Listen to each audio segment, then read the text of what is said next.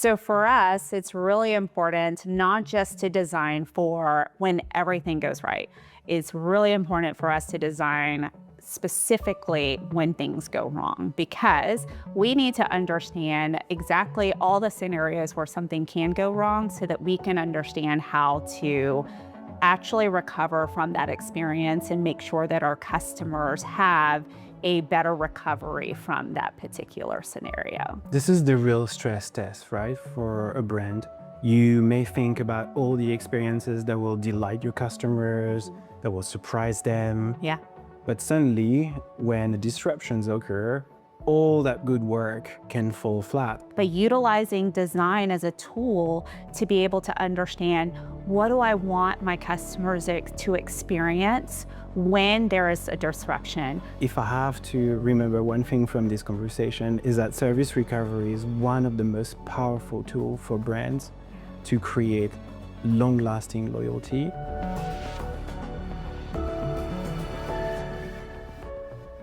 Hey, Brandi.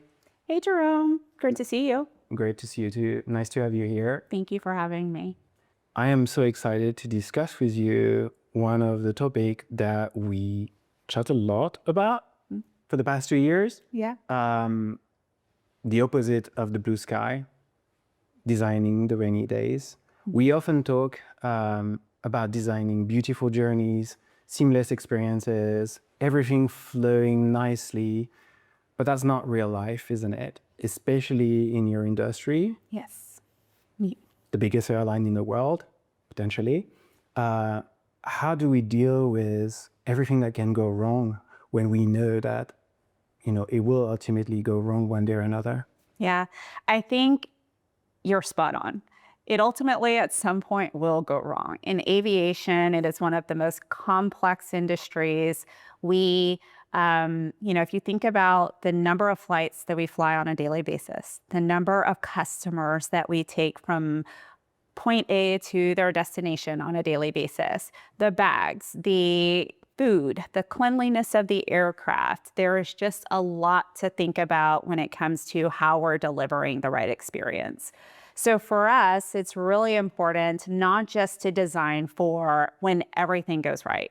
It's really important for us to design specifically when things go wrong, because we need to understand exactly all the scenarios where something can go wrong so that we can understand how to actually recover from that experience and make sure that our customers have a better recovery from that particular scenario. Because it's really important for us to think about how we're building trust with our customers. And to build trust with our customers, that really takes intentionality. And so we really have to be intentional about what we're building and what experience we want to deliver, both from a human aspect as well as from a technology aspect. And so that's really why we are very thoughtful about designing for the rainy day experience in addition to our end-to-end blue sky journey days. This is the real stress test, right? For a brand. You may think about all the experiences that will delight your customers, that will surprise them. Yeah. You will create beautiful dining scenarios, think about the lighting, think about the tone of the experiences. But suddenly, when the disruptions occur, all that good work can fall flat, because ultimately what matters for the customers was the ultimate goal, isn't it? Going from A to B. And suddenly this composite experience that is made of a lot of things that were thought through become one. And a big focus is now, well, I'm not getting to where I'm supposed to go. So how do we deal with this tensions between the aspirations of a beautiful seamless journey and then the ultimate moment that we know will happen, where one of those composite is actually going to fail and be disrupted by sometimes event that we can't control, like weather forecast or a strike or something operational. We want to build an experience for customers where they have the best journey that they can possibly have. We like to say that we like to make the journey part of the joy for our customers. So it's not just about the end destination, it's about the experience that they have getting to their end destination. But to your point, sometimes that can go wrong. So if you think about weather, which unfortunately we cannot control, sometimes there are mechanical delays, which are important because we want to make sure that safety is the most important component of getting our customers from point A to point B. So sometimes those disruptions do happen. So we're not just designing for the onboard experience or the airport experience, we're also designing for what happens when something goes wrong. What happens when weather delays that customer? How do we interact with that customer based on who they are, what's important to them? And we really try to think about this not from having our customers be a monolith, but having our customers and understanding who are they, what are their particular needs in this particular situation. For example, a 30-minute delay for one customer may mean something entirely different than a 30-minute delay for another customer. But there's also these notions of like time as like a different value. When I'm disrupted in my journey, I not only lose time, I lose a sense of control. Every customer will come with their background, their motivation, a sense of urgency.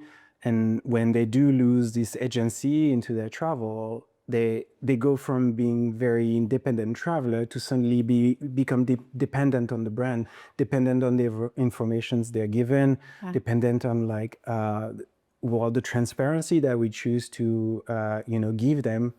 How do you manage this balance of giving informations to the customer without overwhelming them? No, you're absolutely right. So when we think about how we're interacting with customers, it's really important to us to make sure that we are giving customers the right context of information in that moment, to be able to give that and deliver that information at the right time, but also to be able to give information to customers to help guide them to the next best decision that they can make for themselves. Because to your point, that is ultimately what customers are looking for. They want a bit more of that agency back when they don't feel like they're in control. So being able to give a bit more of that agency back to them is actually going to help them feel a little bit better in that moment and have a better perception about their experience. It's not about transaction anymore. This is interactions. That's right. I need to support you. I'm here. I'm having empathy. I know your background. I know where you're coming from. Yeah. That requires a lot of capability, which is really hard to develop at scale. Like how do we come up with systems that deal with that level of intelligence at, brand level? It is about the way that we show up in the moment. It's about the way that we speak to our customers via digital mechanisms in that moment. And it's about how we understand who that customer is, to understand that not every customer wants to be recovered in the same way. So being able to have two-way communication where we can actually capture and understand how does this customer want to be recovered, that actually helps us to build a better experience than just pushing an experience on a customer, but actually understanding who is that customer, what is it that they're looking for, and being able to deliver the right experience for that customer in that particular moment. Which is a huge challenge again, like at scale. How do we comprehend the motivation of one which may very much differ from the assumption we have? Like someone may change their mind because of the storm. They may defer their decisions to go to Seattle and instead will go to Tampa, spend some time with their grandparents. Like how do we, embed this level of complexity at system level and at design level? Yeah. So we try to start with as much automation and self-service as we possibly can, because we understand that during those moments, customers want the agency, but they're also looking for efficiency. But we also create two-way communication with that customer. So if that automated response is not the right response for that customer, we allow them to actually reach back out to us and say, hey, I'm actually looking for something different. So once they reach out and let us know, hey, I'm looking for something different, we can actually work with that customer to find the best solve for them in that particular moment. That allows us to both be efficient and try to capture as many customers through automation and self-service as we possibly can, but also create a unique exchange and experience with those customers who maybe that first response wasn't necessarily the right one, but allows us to create that two-way communication so that we can find the right recovery for that particular customer. So it allows us to actually build an ecosystem again to deliver the right experience to that customer, but also give them more agency and more control over what they're actually going to get out of that disruption. Yeah. Would you say that this ecosystem flex and change and morph when disruptions occur? And this is where designing the rainy day is actually designing how the organization as a whole, change and articulates itself differently. That ecosystem not only changes and flexes with a disruption, it changes and flexes with the severity of that disruption. So the bigger the disruption, the more that ecosystem has to stretch to be able to understand and get to the right solve for multiple customers in a particular situation. So a small disruption may stretch, that ecosystem may stretch a little bit, but a larger disruption, that ecosystem has to make sure that we are encapsulating all of those different customers with different needs, with different circumstances, and being able to make sure that we can get them to their final destination of where they want to be. Yeah.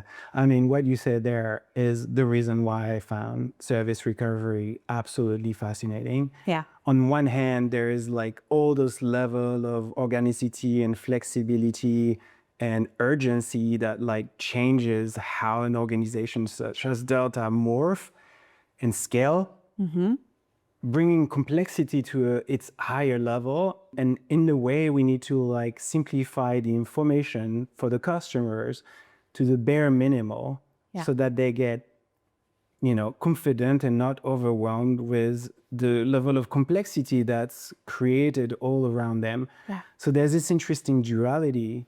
How do we deal with that at scale? I like to think of it as a little duck.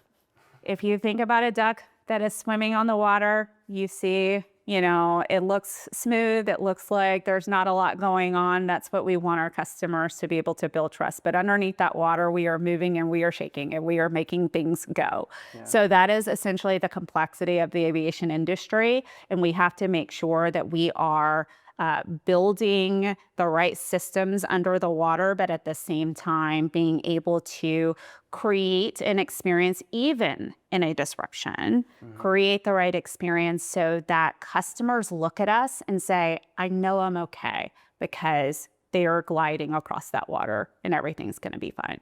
This is a lovely notion.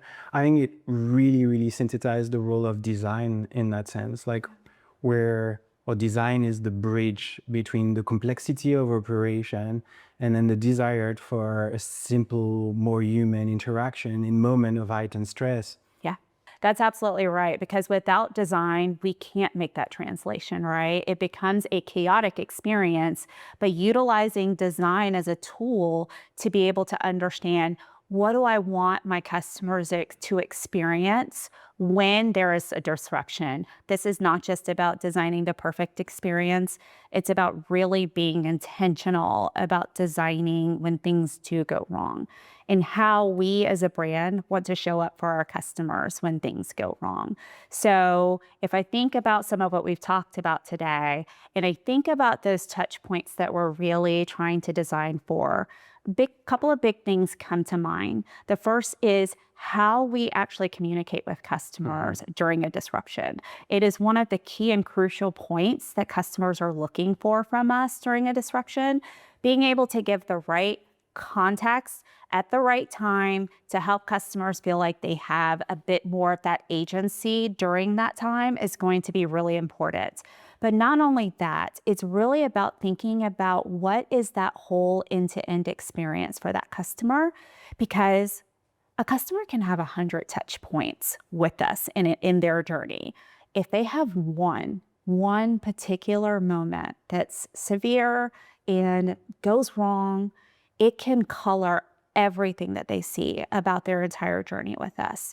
We want to make sure that if we show up differently in that one particular moment, we're going to actually create a perception for that customer that, yes, it didn't go all the way right, but it wasn't quite as bad as it could have been. So that is why I want to stay loyal to that brand. Absolutely. If I have to remember one thing from this conversation is that service recovery is one of the most powerful tools for brands to create long-lasting loyalty and truly transform the experiences in the moment that matter the most to our customers, showing up when they needed us the most. That is unparalleled trust. Absolutely. And it's why I do what I do. Brandi, so lovely to talk to you again, as always. As always, Thank with you you so as much. well. Thank you so much, Jerome.